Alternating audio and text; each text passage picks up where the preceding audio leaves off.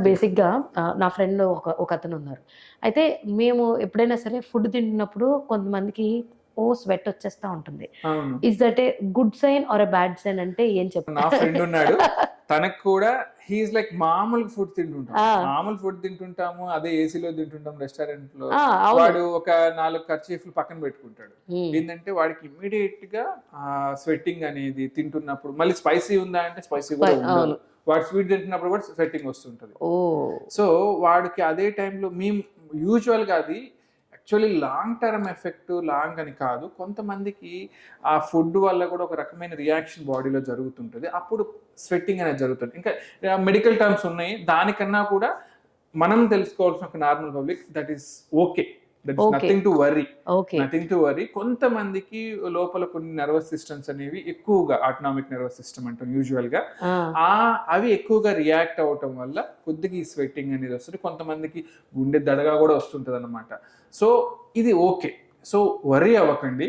So ఇది మరీ ఎక్కువైపోతుంది సార్. దానివల్ల మేము మరీ సోషల్‌గా ఫీల్ అయిపోతున్నాము.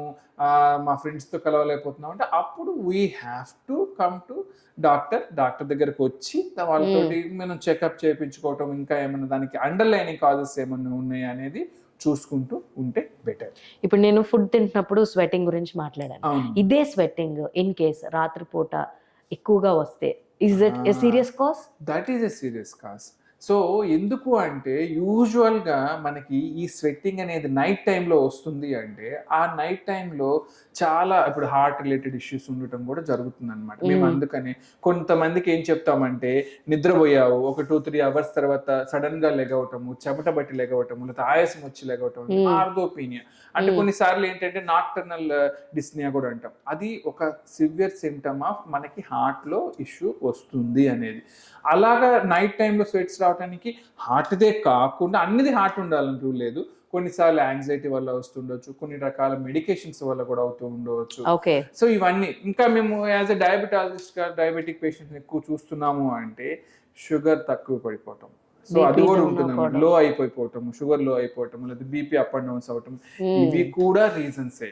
ఇంకా కొద్దిగా ఫీవర్స్ ఉన్న వాళ్ళకైతే ఓకే, నువ్వు ఒక పారాసిటమాల్ వేసుకున్నావు 9 గంటలప్పుడు నువ్వు పడుకుని పోయినట్టు నైట్ ప్రొఫ్యూజ్ స్వెట్టింగ్ అంటే ఎక్కువ స్వెట్టింగ్ అయిపోయి బెడ్ వెయిట్ అలాగ వచ్చేసేసి కూడా ఉంటుంది.